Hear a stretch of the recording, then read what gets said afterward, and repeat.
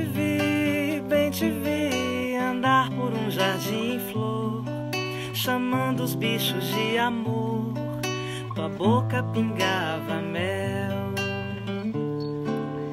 Bem te quis, ainda quero muito mais, maior que a imensidão da paz e bem maior que o sol. Onde estás? Voei por este céu azul, andei estradas do além. Onde estarás, meu bem? Onde estás? Nas nuvens ou na insensatez? Me beije só mais uma vez, depois volte pra lá. Bem te vi andar por um jardim em flor, chamando os bichos de amor, tua boca pingava mel. Bem te quis, e ainda quero muito mais, maior que a imensidão da paz e bem maior que o sol. Onde estás? Voei por este céu azul, andei estradas do além. Onde estarás, meu bem? Onde estás? Nas nuvens ou na insensatez? Me beije só mais uma vez, depois volte pra lá. Bom dia, minha gente. Desconcentrei aqui um pouco. Sejam bem-vindos. Sejam muito bem-vindos, bem-vindas. Vou escrever aqui, fixar o comentário. Lives de maio com a deusa Tainá de Paula. Lives de maio. Vamos lá. Verônica Bonfim. Bom dia, espero que vocês estejam bem, se cuidando, tá? Eu tô aqui na casa de minha mãe, que apareceu aqui nesse instante. Tá cheio de gente mandando mensagem aqui pra você, mami. Tô aqui com minha família, vim buscar refúgio e o sol. O sol é muita coisa, né? O sol é a família também, né? Vem buscar o sol e o sol que habita aqui dentro e que a gente não pode deixar se apagar. Aprendi com minha querida Asa Angeri. Acenda o seu sol. Vocês estão bem? Espero que sim. Deixa eu só colocar aqui agora, fixado. Pronto, acho que eu escrevi certinho, né? Recebi vocês com essa música que eu amo, que se chama Jardim da Primavera, do Paulinho Pedra Azul, um mineiro arretado que eu gosto muito. Eu amo muito a música mineira, faz muito parte da minha vida. Essa semana eu participei da live da Tereza Cristina, cantando um pouquinho, foi em homenagem a Minas Gerais, né? E eu fiquei muito emocionada. Eu morei 13 anos da minha vida nesse lugar maravilhoso. Olha ela aqui, ó, ela chegou. Vou convidar já, hein? Já vou chamar, hein? Já vou chamar. Como é que chama aqui, gente? Oh, meu Deus. Cadê, Tainá? Acenei. Como é que eu chamo? Ué, não tá vindo, não? Ô, Tainá, me dá um oi aqui pra eu chamar você de novo. Pra eu chamar aqui. Vocês estão me ouvindo bem, gente? Vocês estão me ouvindo bem? Dizem que se ficar mandando o aviãozinho, a gente acaba travando a live. Ou aviãozinho não, coração. Olá, voltei. Vocês estão me ouvindo? Olá. Olá, olá. Vocês estão me ouvindo? Me dá um oi, por favor. Travou aqui pra mim. Eu tirei do Wi-Fi e coloquei no 4G. Tá legal? Dá pra ver aí, Vivi? Vai me dando um oi aí então, tá bom? Pronto, obrigada. Eu tive que tirar do Wi-Fi que o sinal aqui não tá muito bom. Aqui a gente tá quase na região serrana do Rio, interior do Rio. E aí a conexão não é tão potente, né? Como na cidade. Pronto, agora Tainá, achei! Maravilhosa, aguardando Tainá chegar por aqui. Obrigada a quem está aqui, obrigada a quem veio passar essa manhã com a gente. Bom dia, tá, minha gente? Olha ela. Eu convidei, Tainá, tá aguardando. Voltei. Ué, já chamei. Aguardando Tainá de Paula. Vamos ver aqui. Vou tocando enquanto isso, né? Já te chamei, Tainá, tá aqui aguardando. Talvez a conexão não esteja muito boa, não sei.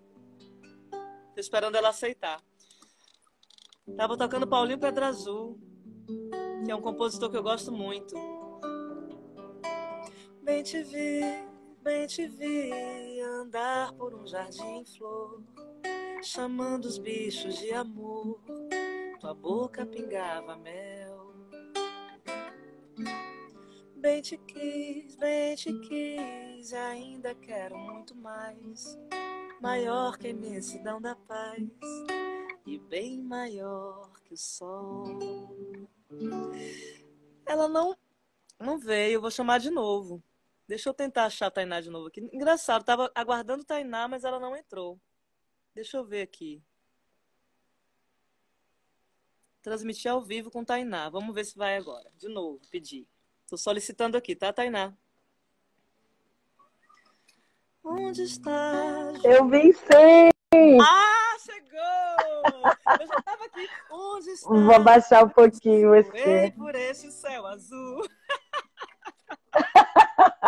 Cadê você? Eu não tô te vendo.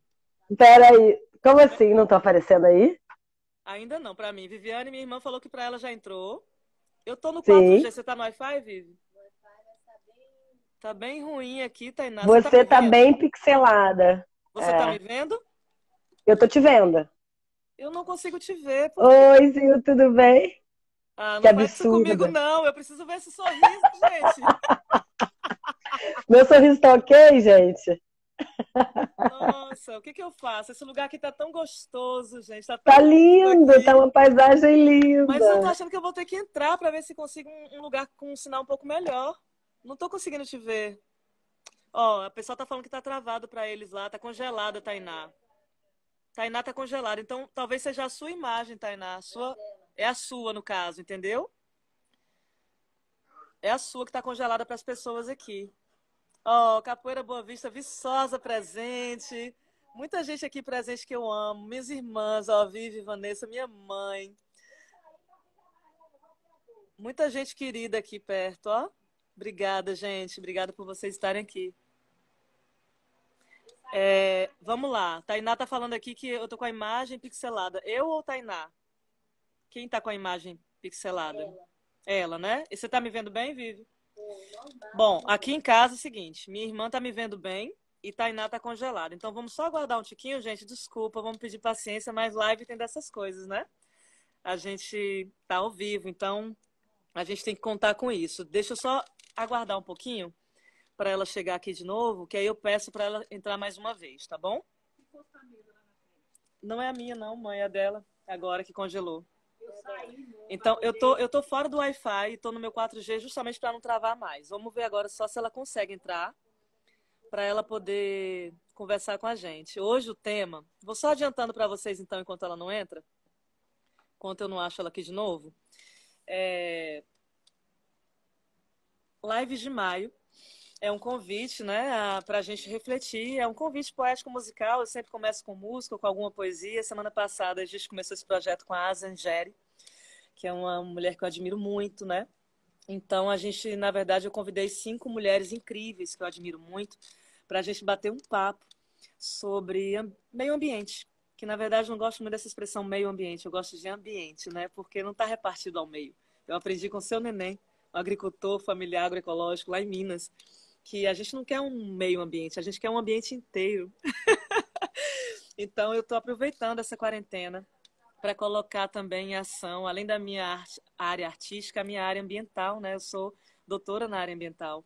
E para a gente falar um pouquinho de uma coisa que está me angustiando muito, que é justamente a crise ambiental planetária, que, entre outras coisas, nos coloca nesse estado que a gente está vivendo hoje dentro de uma pandemia.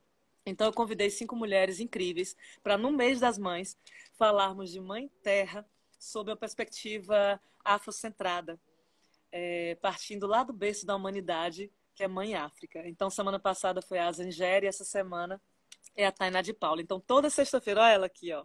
Toda sexta-feira eu convido uma artista, uma intelectual negra, uma mulher que eu admiro, para a gente poder falar de maternidade, maternagem, para falar de cuidado, para falar, olha aí, ó, ela. Ei, Oh, meu tá amor. linda, tô te vendo, ouvindo muito bem. Você tá me vendo? Tô Aqui para linda mim e tá, perfeita. aqui tá conectando ainda não consigo te ver. Em casa vocês conseguem ver a gente? Fala para mim aí, por favor, me dá um oi. Como é que Dá um tá o oi, Vi. povo? Pra gente aqui você ainda não apareceu, Tainá, mas daqui a pouquinho você vai vir, né? Tá, Tô aqui explicando pra fechado. galera, tô aqui explicando pra galera o projeto Lives de Maio, né? Legal. A ideia do projeto, né, Tainá? Sim, Ela não apareceu pra vocês ainda, né? Deve ser a conexão dela, não sei. vou tentar, mas eu tô no 3G, deixa eu ver aqui. Né?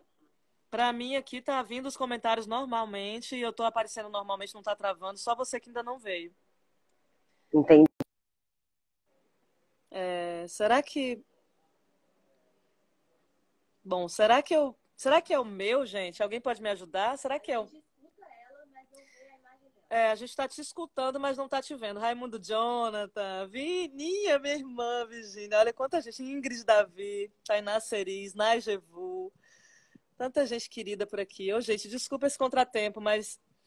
Então, voltando a falar do Live de Maio, a ideia é que a gente se encontre com poesia, com música, para a gente discutir um pouquinho sobre essa perspectiva de cuidar do ambiente, né?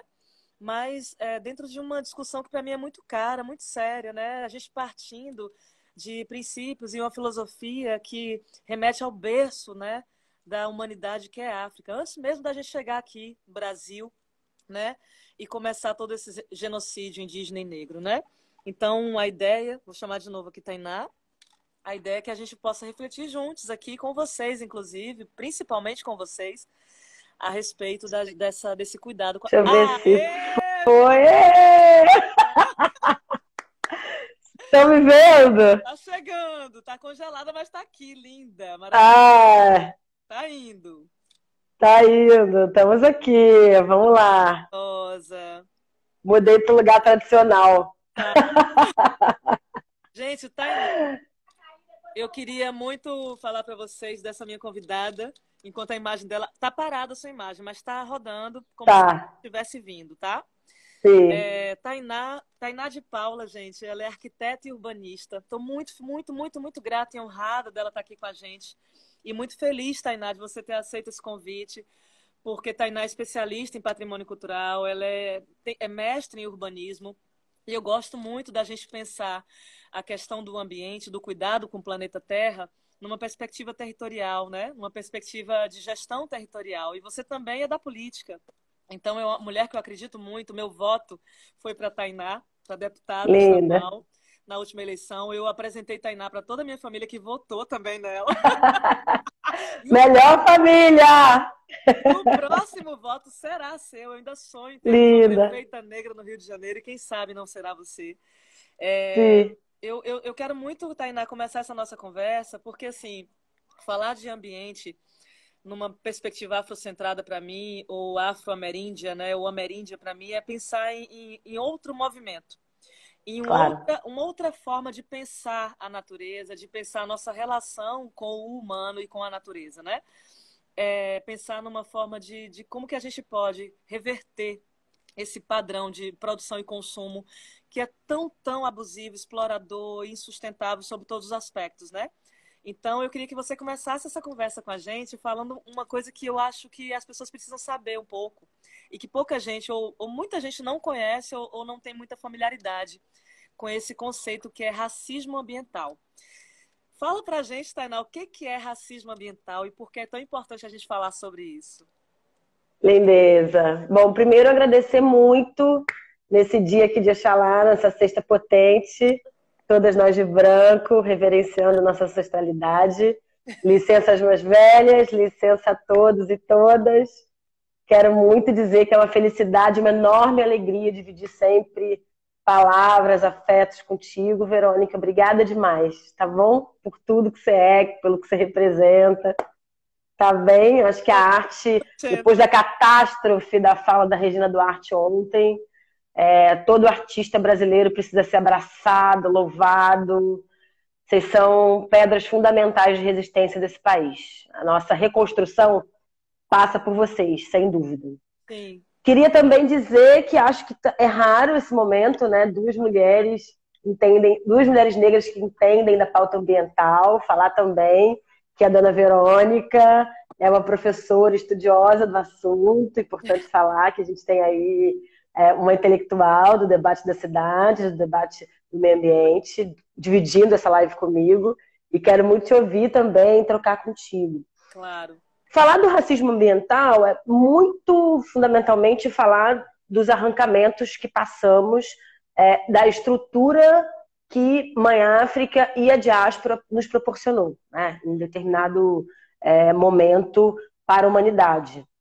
Esse arrancamento, ocasionado pela diáspora, e por que eu estou voltando atrás nesse debate? Porque eu acho que isso também faz parte de forma estruturante da forma como os negros e negras são subalternizados hoje, no Brasil e no mundo da diáspora como um todo. Falar que a nossa relação com o meio ambiente, em grande medida, chega a ser de negação. Quando a gente passa, por exemplo, por uma favela como a Rocinha, que tem esse nome, inclusive Rocinha, porque tinha toda uma relação com seus antigos terreiros, com os quilombos remanescentes, com as terras quilombolas remanescentes no território, com sua mata e com seus rios, eu vejo como e quão arrancado nós fomos do debate ambiental e de um celeiro, de um território que era essencialmente nosso. Falar que a construção eurocentrada e a construção da sociedade, das cidades brancas, nunca pautaram o ambiente ou o meio ambiente como suporte fundamental para além do extrativismo, para além do desenvolvimento tóxico para o meio ambiente. Então, assim, existem duas dimensões importantes da gente entender e estabelecer sobre racismo ambiental. Da nossa total falta de consciência e entendimento da nossa relação com o meio ambiente, e isso impacta de múltiplas formas. Debate cultural, a gente tem que avaliar que o arrancamento do nosso povo, dos terreiros e da nossa ancestralidade religiosa, das nossas matrizes religiosas, fez com que, muito possivelmente, este projeto neopentecostal conservador se estabelecesse de forma tão natural nas nossas periferias. Existe uma disputa de cultura e de culturalidade do apagamento, do entendimento do negro e o meio ambiente. A sua relação com a água, a sua relação com a mata, tem total relação com a sua emancipação e com a sua relação com a sua cidade. Um outro debate é a expressão concreta do genocídio. Quando a gente fala aí de uma pandemia, né? Acho que a Covid-19 vem demonstrar isso de forma muito clara para todo mundo. A gente fala muito da higienização das mãos e de uma justiça sanitária, de uma justiça ambiental que poderia nos livrar do aumento da pandemia, do crescimento da curva de mortes e, muito provavelmente, da própria morte em si. É impossível a gente pensar que para a periferia, para a favela, para a nossa comunidade de negros e negras, isso é possível de ser replicado. Então, porque nós não temos água. Falar que em determinadas cidades, né, a gente está falando daqui do estado do Rio de Janeiro, 37% apenas do território do estado do Rio de Janeiro tem acesso à água e a saneamento básico. Sim. A gente sabe que esses territórios que não têm esse acesso precisam ser racializados. Eu não vejo uma massa majoritariamente branca em Campo Grande, eu não vejo uma massa majoritariamente branca em toda a serra ao redor de Barra Mansa, Volta Redonda. Estou falando de população negra que vai ser massacrada muito mais na pós-pandemia. Então, assim, nessa perspectiva, a gente precisa falar dos caminhos decoloniais que a pandemia pode gerar. Como é que a gente pega o resgate do que nos foi arrancado e ceifado e eu estou falando de, inclusive, uma revisão teórica e epistemológica do que a gente produziu enquanto conhecimento, enquanto modelo de desenvolvimento até aqui. O modelo de desenvolvimento da cidade brasileira é utopista no que se refere a uma dimensão totalmente embranquecida do que se coloca como ideal. O protótipo de cidade é colocado como um padrão de uma cidade branca. E falar que esse padrão de cidade é equivocado. Falar que, por exemplo, o centro do Rio de Janeiro, quem é do Rio de Janeiro, a larga maioria vai conhecer, ele é errado do ponto de vista de projeto. Ele é úmido, ele não permite ventilação, não dá para morar com boa qualidade naqueles sobrados. Então, o modelo que nos foi obrigado a ter como ideal não é ideal para as nossas cidades. Nesse sentido, e aí acho que eu estou antenada com que os urbanistas, principalmente do Norte, estão entendendo o que vai acontecer na pós-pandemia. E a branquitude está em delírio, porque já começam a projetar cidades verdes, condomínios fechados, é uma ultrafetichização do modelo eurocentrado branco de pensar a autoproteção, porque vamos combinar, a branquitude tem uma alta capacidade de resiliência e de autopreservação. Ela necessita se perpetuar enquanto modelo de opressão e modelo de controle. Nesse sentido, ela se salva de uma forma muito contundente. Eu fico observando o Trump, e o trumpismo, todo mundo acha que é muito próximo ao bolsonarismo, no entendimento, mas o Trump, numa sacada que aos brancos, né, aos economistas brancos progressistas, chocou, e a mim não me choca, porque, afinal de contas, ele é, acho que hoje, o extrato máximo dessa branquitude que a gente está conversando. Ele solta um decreto, é a representação máxima disso. Ele faz um decreto que obriga a reconversão industrial dos principais parques industriais para a produção de EPI, de equipamento de proteção individual, por conta da pandemia do coronavírus. Vamos combinar. Afinal de contas, na linha da subalternidade, né, e falando concretamente que quem está morrendo lá tem cor de pele, é preto, mas existe uma autopreservação deste modelo que diz: eu, país soberano, país que subalterniza, preciso ser preservado. Então vou fazer de tudo, mesmo que eu não esteja no momento sendo capitalista e abrindo mão do meu estado mínimo, mesmo que eu faça o modelo keynesiano de alto investimento e de intervenção estatal, eu estou mantendo os meus indivíduos da forma que eles devem ser mantidos. Eu ficarei vivo, eu, nação soberana branca, e os outros, e aí falando muito do nosso lugar nisso, né, o Brasil está com muita dificuldade de acessar equipamento de proteção individual, porque é óbvio, os países da branquitude, aí falando que existe uma linha muito concreta, né, que a gente assinou a partir de 89 de assinatura, dizendo que, olha, nós seremos subalternos a essas nações. Acho que o consenso de Washington pode ser lido a partir dessa perspectiva, Verônica. Uhum. Vai nos renegar na pós-pandemia para o ostracismo completo, que é o ultracapitalismo escravagista. Exatamente. Eu escolhi, desde a saída dos navios tumbeiros, que este povo pode morrer. E este povo pode morrer junto com todo esse território. Então, pouco importa o que vai acontecer, e aí a minha raiva do branco brasileiro, que não entende a linha da subalternidade e tem muita dificuldade quase cínica de entender a geopolítica internacional. Exatamente. De não se enxergar enquanto latino-americano, enquanto mestiço, enquanto afro-indígena latino-americano, como dizia nossa grande Lélia. E se mira no modelo eurocentrado que nunca será. Nunca será. Quando a gente vai para fora, mesmo os brancos que se acham brancos do Sul, quando vão para fora, eles são vistos como? Exato. Então, eu acho que a gente tem aí uma disputa e uma abertura importante de construir outro modelo e outra perspectiva de modelo de desenvolvimento do Brasil. Nunca a branquitude esteve tão descaradamente revelada. Eu acho que a elite brasileira ela dá sinais de delírio egóico e de surto grave, né? Eu acho que a fala da Regina Duarte é uma boa coisa. Eu acho que o sujeito da van, o dono da van, ele é um pouco a síntese desse fetichismo emborrecedor das grandes elites, né? Que em algum momento miraram o mecenato europeu, mas hoje miram a lógica ultra-egóica e neofascista dos neoliberais norte-americanos. Então, assim, o jogo virou porque o vírus pega todo mundo. Eu tenho profundo medo de como processos endêmicos nas favelas, nas periferias, vão continuar acontecendo mesmo do grande pico mundial.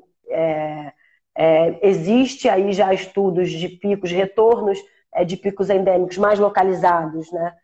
Em China, em Eurásia, enfim, temos que mapear e entender como é que as periferias vão se manifestar. Eu acho que a África vem acompanhando muitas cidades africanas para a gente entender como elas estão lidando, e a África tem o mesmo grande problema que nós, que são os limites muito difusos entre cidades, né? A gente pega a divisão africana e entende que ela é quase que uma abstração, em grande medida, né? E aí, se a gente pega na nossa micro-realidade aqui de América Latina, qual é a divisa, de fato, entre Brasil e Paraguai para um vírus? Então, o problema dos indígenas paraguaios será o problema da população brasileira em grande medida.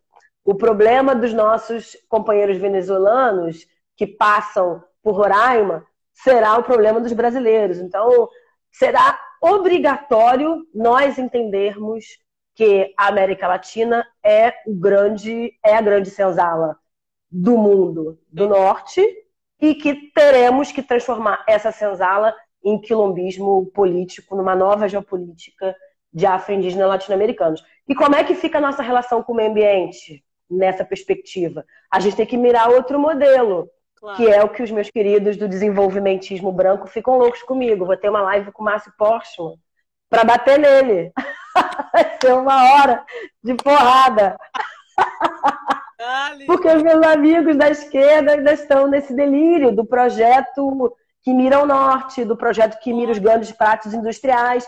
Meu querido, nós nunca teremos a XP se a gente continuar entendendo que a XP vai pautar a nossa política interna. Se você não consegue construir a XP em 2020, em 3020 não teremos uma XP preta. Esse cálculo precisa ser refeito. Né? Então, é muito importante a gente entender quais são as nossas lógicas de emancipação. Porque a gente está na etapa de emancipação. A gente precisa construir um projeto de emancipação radical do senzalismo brasileiro. Radical. Então, acho que é um pouco por aí que a gente tem que começar as nossas bases com o meio ambiente. Perfeita essa análise, Tainá. Meu Deus, eu fico arrepiada aqui. Eu tô a imagem está congelada e você é linda de viver, mas eu não estou conseguindo ver seu sorriso. Linda! Mas eu tô arrepiada aqui porque eu acho tão importante você trazer isso pra gente aqui, sabe, nesse momento. Eu acho que esse assunto não foi dada a devida importância a ele ainda, diante de tudo que está acontecendo. Porque, claro, né, a economia está sempre à frente. Então, essa lógica, né, eurocêntrica de exploração, de produção e consumo, que é insustentável, ela está sempre colocando tudo em segundo plano, em último plano, né? E é tão bonito quando você traz a sua análise, porque essa coisa do racismo ambiental passa por aí, né? Claro. Na verdade, desde o nosso processo histórico de colonização, de ocupação, na verdade, das cidades, já é racista, né? Quem é que está... As pessoas que são... Eu falei que nessas lives eu não vou ficar tratando muitos temas muito acadêmicos, muito técnicos, mas a gente pode passar por isso sim. Mas para quem está em casa, que não é da área ambiental, basta olhar, aguçar o olhar um pouco os sentidos para perceber quem é que ocupa as áreas ditas nobres das cidades. Para onde forem pessoas com menos poder aquisitivo, onde é que elas estão? Uhum. Elas têm acesso? Então eu queria... Para continuar esse papo e você poder falar um pouquinho mais com a gente, eu queria lembrar do artigo 225 da Constituição Federal, que é muito famoso para quem é da área ambiental, que é todos temos direito a um ambiente saudável, etc, etc. Exato. Todos temos mesmo, Tainá, porque é isso, né? Você começou falando do acesso à água, né? A gente não tem acesso a minimamente à água para lavar as mãos Eu fico louca com isso. nas periferias e casa, as pessoas não têm acesso à moradia. Então, como é que a gente pode pensar um ambiente? Eu tenho um artigo de uma autora, que eu não vou lembrar agora o nome dela, me desculpa, mas ela é incrível. É assim, é possível fazer a educação ambiental num país com fome? E o artigo fala exatamente disso, porque assim, quem está com fome, quem está com urgência de se alimentar para poder viver, não vai estar preocupado de fuçar uma lixeira e jogar tudo no chão. Ele vai querer achar comida naquela lixeira. Só sendo bem rasa, para a gente pensar que a questão ambiental ela passa por muita coisa, né? Então, e principalmente para a gente proporcionar acesso às pessoas, acesso minimamente à moradia, água potável, comida, alimentação, trabalho. Então, a gente não pode pensar o planeta e a sustentabilidade do planeta se a gente não pensar minimamente as pessoas terem acesso a isso. Em muitos lugares já não tem água potável mais, né? Então, o que a gente tem feito, Exato. esse modelo ele tem que cair, Tainá. Então, não é possível que esses seus colegas pensem ainda nesse... Joga o problema para mim. Não, você vai ter que brigar mesmo com eles, por favor, me chame. Eu quero brigar também, porque tem agora, nesse momento, e eu fico empolgada, tá? Quando eu falo. Mas eu acho que a gente tem uma oportunidade única, gente, agora, para começar a pensar uma outra forma, um outro padrão. Eu não gosto dessa palavra padrão. A gente tem que pensar um outro, e nem modelo. A gente tem que pensar outros caminhos possíveis para estarmos nesse mundo de uma maneira muito mais harmoniosa, não só entre a gente, mas entre todos os seres, né? Então, não é possível que a gente repita esse padrão norte-americano ou eurocêntrico que está falido. A gente precisa, para ontem, repensar a nossa forma de consumir, de produzir e de pensar o planeta, né? Exato. Não, você está cobertíssima de razão. Existe aí, nos dois polos, aí estou falando que a gente está no campo que racializa o debate. Sim. Essa disputa, os brancos estão se movimentando, tenho lido tudo que tem saído, inclusive, dos teóricos marxistas aí, do coronavírus e luta de classes, um livro bem sintético com alguns intelectuais brancos soltando apontamentos, que eu acho que começam a dar caminhos de que o próprio capitalismo entendeu que ele precisa também se preparar e preparar os seus para essa crise. A China tem muito dinheiro, então a China ainda eu acho que é um componente do ultracapitalismo que se resolveu implodirá, porque ninguém aguenta no longo prazo SARS, MERS, fome, um grau de adoecimento mental altíssimo naquele país, processos migratórios também altíssimos, quedas e altas e guerras invisíveis colocadas. A China é um problema de longo prazo a colapsar, mas que vem resolvendo seus problemas e suas idiosincrasias de melhor maneira do que o restante do mundo. Isso é fato. A Europa, e aí falando que esse movimento do autocuidado do capitalista já acontece desde os anos 90, tá? Se a gente acompanhar alguns sinais, slow food, cidades médias, construção da perspectiva de condomínios fechados no modelo Alphaville ou no modelo Barra da Tijuca. O capitalismo branco vem dando um tom de que as cidades das periferias e os grandes centros urbanos com um número grande de pobres e, obviamente, majoritariamente negros na periferia global, e aí negro-indígena, se a gente pegar a América Latina, vão sendo deixadas de lado, né? A gente pegar as grandes capitais brasileiras, todas elas têm centros abandonados e periferias inchadas. Os ricos estão aonde? Estão em áreas confortáveis, menos adensadas. Você anda no Maitá, você anda na Lagoa, Rodrigo de Freitas, são lugares que são um delírio de uma realidade distópica que não existe para a ampla maioria da população, com alta concentração de qualidade ambiental, de qualidade de vida.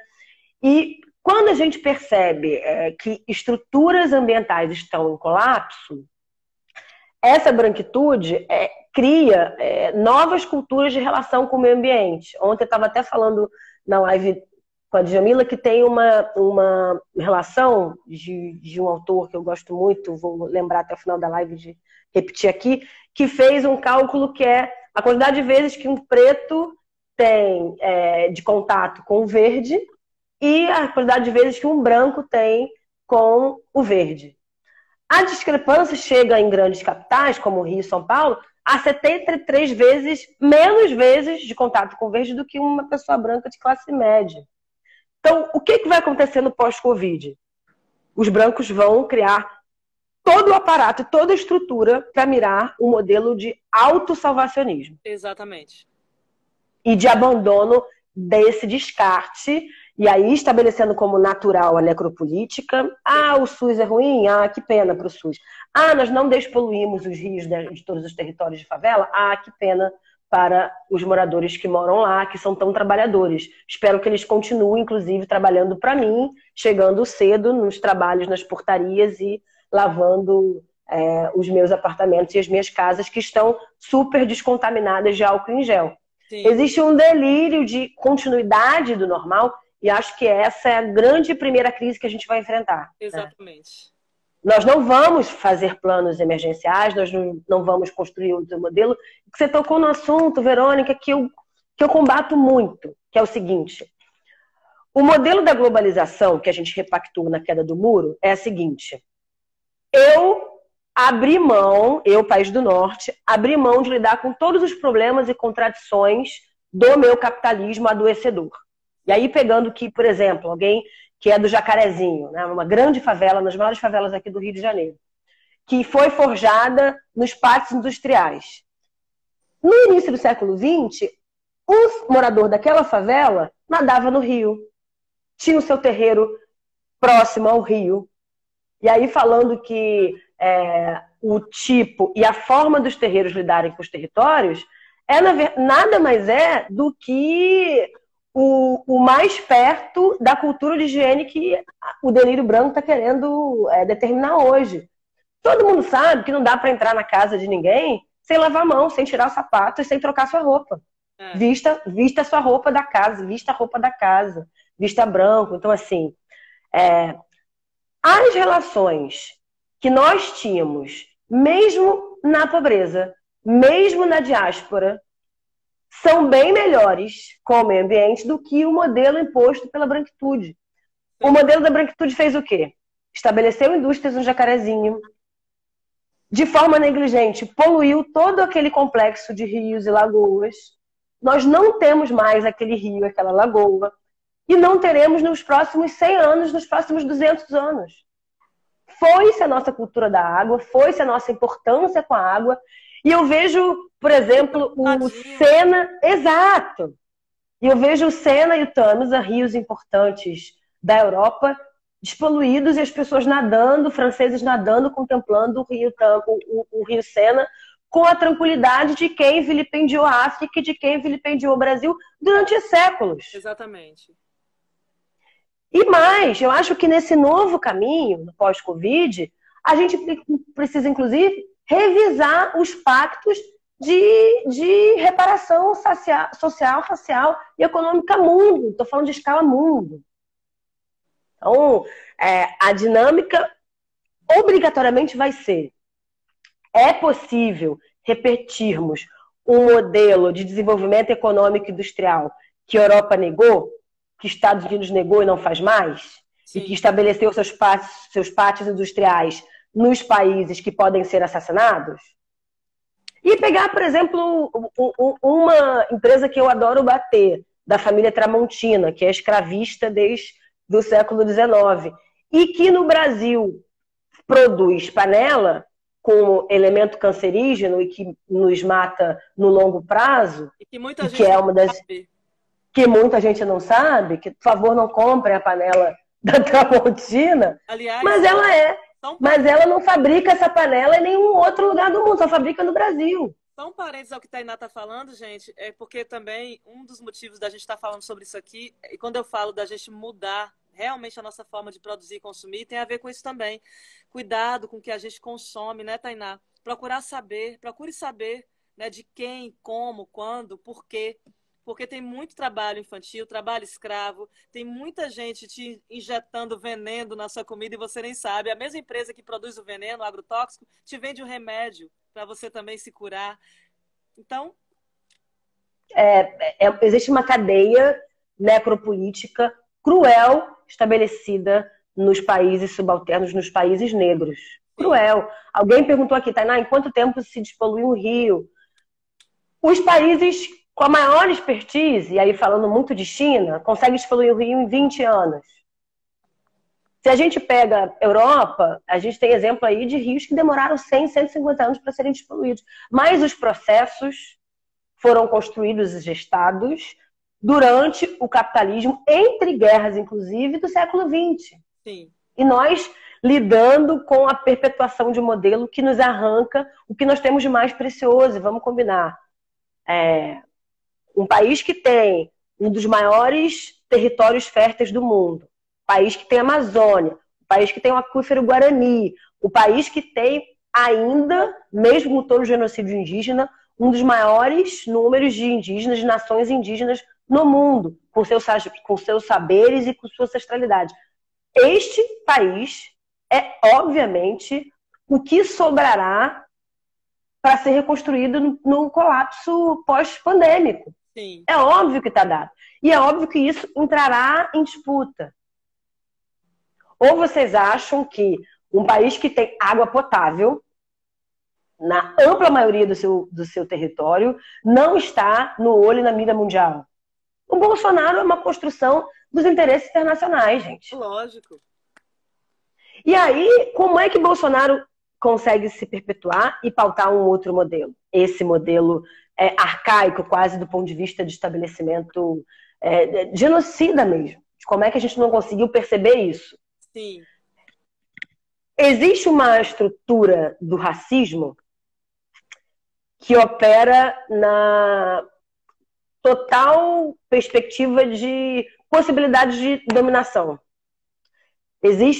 Tem um artigo do Fanon que é super interessante, que é o negro que se deixa ir, né, numa tradução stricto sensu. Existe uma construção simbólica de que o brasileiro, o tipo brasileiro, o preto mestiço, e aí falando, inserindo aí, acho que os nossos indígenas nordestinos nesse debate também, que chamam todos os nordestinos de indígenas, eles ficam irritados ainda, mas daqui a 50 anos todo mundo vai querer ser. Com certeza. Os nossos pretos e mestiços brasileiros têm dificuldade de entender as entranhas dessa subalternidade imposta. Existe o condicionante da negação, do auto-ódio, que é um debate também importante da gente fazer, que retrata, claro, os anos de opressão. Tem uma tese bacana que foi defendida aqui na UFRJ, falando na psicologia, os delírios que trago do tronco, que são importantes da gente discutir também. Como existe ainda nas entranhas da nossa psique imagens de uma subalternização que é dolorida. E, afinal de contas, em que medida não fomos, e aí falando muito das mulheres negras, em que medida não fomos docilizados e domesticados numa perspectiva de sobrevivência? Porque se calar é, de certa forma, sobreviver nesse cotidiano, né? Queria muito falar depois como é que a gente estabelece, a partir das mulheres negras, diálogo de outras possibilidades de reconstrução desse planeta e, muito concretamente, de Brasil, em síntese, né? Por favor, porque o foco dessa live é justamente esse, Tainá. Por que eu convidei? Por que chama Lives de Maio? Porque estamos no mês considerado o mês das mães, né? Sim. Ainda que a gente não concorde com isso, a gente sabe que mãe é todo dia, enfim, né? Considera-se o mês das mães. E eu resolvi falar disso para falar de Mãe Terra e Mãe África, né? E por que isso? Muito assunto. Hã? É muito assunto, a gente fala horrores. Gente, é muito mesmo, eu gosto disso. Eu acho que a gente tem essa mania ocidental de compartimentalizar tudo e tá tudo ligado, tá tudo ligado, né? E na verdade, quando a gente se apartou dessa natureza, foi que começou todo o desastre. Sim, Então, ambiental, eu digo. Então, essa coisa da live de maio, Tainá, é porque não é por acaso, né? Na minha cabeça, não tem outro caminho. A Asa colocou aqui agora como é que a gente pode, né, restabelecer isso. Eu acho que o único caminho é realmente a partir do nosso povo preto e indígena. Não tem outro caminho. E principalmente o povo negro, nós somos 54, falando de Brasil, nós somos 54% da população. E eu não vejo, Tainá, eu particularmente não vejo essa construção se não for com base nas mulheres negras.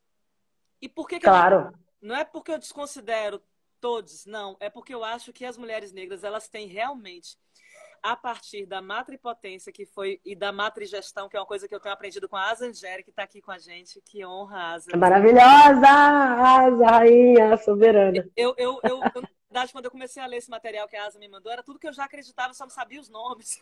Sim, Eu não sou mãe, né, biológica, mas a matrigestão, ela pressupõe isso, né, que somos todos cuidadores, cuidadoras, claro. Ah, eu quero falar disso. parideiras do mundo e co-criadoras, né, da humanidade. E eu acho que é isso. A mulher, enquanto co-criadora da humanidade, ela pode realmente pensar uma outra estética, uma outra lógica de lidar mesmo com tudo que está destruído, né? E refazer, com esse Claro. Então, eu acredito muito, Tainá, que está na mão das mulheres. E quando eu trago e peço para você vir aqui e você generosamente vem até a gente, isso para mim é muito importante, porque a Asa, Lindeza. eu não tenho uma resposta, gente, eu não tenho respostas. Eu estou tentando, junto com vocês, acharmos caminhos, sabe? E eu estou muito angustiada de verdade com isso. E eu acho que um dos caminhos possíveis, Tainá, é esse, via mulheres negras. Segundo, que a gente acredite nessas mulheres em espaços de gestão. Espaços de... Alguém me perguntou hoje mais cedo, antes de eu começar a live, se eu estava querendo me candidatar. Olha que interessante. Olha que loucura. Olha só. As pessoas começam a achar que você quer tratar e aprofundar certos assuntos que são Sim, importantes para o mundo todo, não só para mim. sim, Eles começam a achar que a gente quer se candidatar a alguma coisa. É porque, sim. assim, gente, eu não E acredito. nada contra, daria uma excelente deputada. Não, ativista, eu sou uma ativista, isso sim. E eu acho que a gente faz política o tempo todo, tá? A gente faz política o Lógico. tempo todo, e a gente, como artista, a gente tem uma função. É muito importante que a gente se responsabilize por certas pautas, por certos assuntos. É muito importante, Claro. sabe? A gente não pode Muito. se omitir, a gente não pode se calar. E quando a gente não tiver nada para falar, a gente tem que ficar calada, porque o que Regina Duarte fez ontem, gente, tá sangrando aqui dentro. Então, Agressivo. se você não pode falar nada que vai ser útil, que vai acender o sol do outro, como a Asa Angeri também me ensinou, que ela se cale, que a gente se cale. Mas eu acredito que esse assunto aqui é para acender o nosso sol, sim. É para acender o sol do planeta. Claro. O sol do planeta está apagado. Então, Tainá, eu vejo nas mulheres negras, na gestão pública e na política, uma saída, um caminho. É óbvio que temos uma estrutura inteira para derrubar, que é esse patriarcado Sim. branco, cis, heteronormativo. Mas estamos no caminho. Estamos no caminho. É uma estrutura absurda. O Trump, ele é, na verdade, realmente o grande símbolo disso tudo. E não é à toa que a gente elege um cara como esse que está aí, que eu não falo o nome, né? Não é à toa que esse Bozo está aí, a serviço dele. Não é à toa que Regina Duarte está a serviço do Bozo. E é uma Sim. cadeia, gente. É uma cadeia muito sinistra que a gente vai ter que ter muita força e muita estratégia. Não podemos dar bobeira. A gente tem que estar muito atento, atenta, atentes e fortes. Porque agora é o momento Muito. da gente se articular para derrubar essa estrutura. Porque a estrutura, Tainá, ela está apavorada, ela está com medo, ela está tremendo, porque ela nunca veio num tumbeiro, ela nunca foi Exato. queimada, ela nunca teve uma oca queimada, ela nunca foi exterminada. Então, essa galera está em pânico e é nesse momento que a gente precisa se levantar. Esse levante é nosso. E é por isso que eu confio e acredito muito no que você tem movimentado. Gente, se a gente for lá no nosso berço da humanidade para falar de arquitetura agora, porque a gente esquece, né? Que nós inventamos tudo, minha gente. Quem inventou foi o povo preto. Exato. Gente, o que são as pirâmides do Egito? A maior obra de engenharia da humanidade. Mas isso tudo foi apagado. Então, assim, o que eu Sim. estou propondo é que a gente retome o que é nosso, que a gente acredite que a gente é capaz, que a gente é muito potente, sim. Mas para isso a gente precisa levantar. né? Lógico.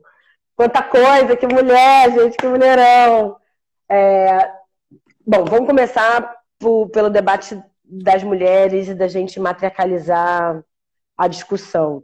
Eu tenho, de fato, me debruçado muito em construções e perspectivas de cidades matriarcais, não necessariamente cidades matriarcais. A gente tem 5 ou 6 cidades que a gente pode discutir, tanto de África e ali por Ásia, mas o que vem pautando muito essa pesquisa minha são iniciativas no campo da política pública. Eu acho que países do norte fizeram e fazem, aí falando, obviamente, quando você não tem a caixa sobrevivência, né? E por que mulheres europeias conseguiram se organizar e, por exemplo, pautar acesso ao orçamento público das suas cidades? Sim. Porque elas não tinham que lidar com a fome, né? Aquela discussão clássica do feminismo francês, do feminismo branco, de um modo geral.